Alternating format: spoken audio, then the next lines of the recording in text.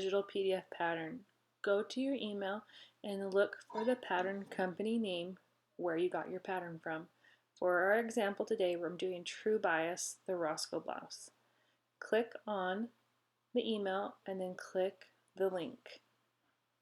It will send to your downloads. Open your downloads, click on the blue folder, and you'll have all these options for printing. You have the AO copy shop, which is larger pieces of paper, but they're separate. They're not all on one. You don't have to tape. All you have to do is send it to your local print shop. The next one is our PDF print at home pattern, which we're learning today. That's why you're here. And then the third one is the copy shop, which is going to be one long piece of paper, all the pattern pieces on one sheet of paper. You're going to click at print at home. The first step to do is to print the first paper off. You'll need this 3-inch square. You'll measure it, make sure it's accurate. If not, then we need to adjust our printing settings. All these dashes and lines are just different sizes. Some patterns come with layers, but this one does not. Here is an example of a pattern that has layers. This is the sagebrush top. Again, here are all these lines and dashes are all different sizes.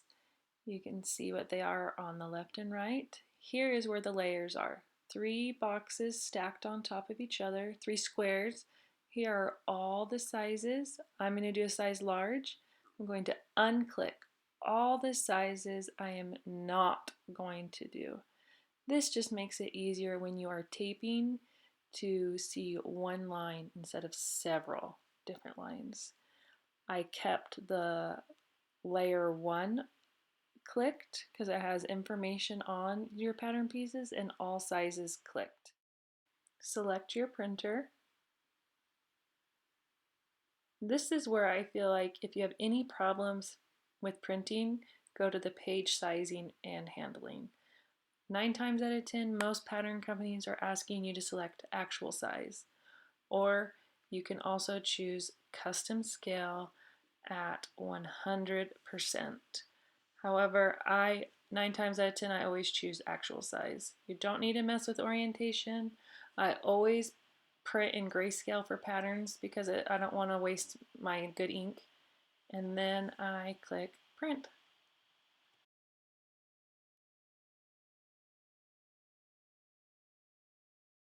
Pattern is still open. Scroll down to the pattern assembly section and note how long the rows are. So this one goes to 6. So every time you get to a multiple of 6, you're going to start a new row. One thing that I like to do to simplify is to tape it in sections. As you can see right across this middle line, there are no pattern pieces in the middle. So I can break it up. I would tape this section together, then I would tape this next section together. It just makes it more manageable instead of doing it all together, all connected. Grab your scissors, your pattern pieces, and some tape. So you're gonna want to cut the edges that meet up. These triangles are going to make diamonds when you lay it out. So as you see, 15 and 14 is gonna match up, and then 9 and 15 are gonna match up. You need to match them as close as possible to the lines, and then pray that your paper doesn't move, and grab some tape. And I like to do tape right across where the lines meet, so I know it's secure there, and obviously also where the 4 corners meet of the 4 separate pieces of paper.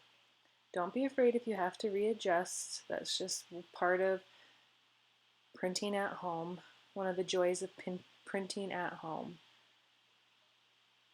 Just take your time, watch a TV show. I always put on a TV show or do something while I'm doing this, so it goes by a lot quicker. I just learned a new trick, folding the corners and matching it up with the previous pattern piece.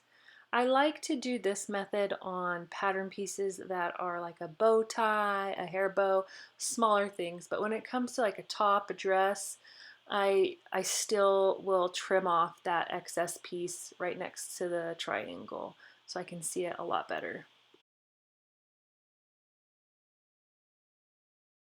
You've assembled your pattern, and now it's time to cut the individual pattern pieces out.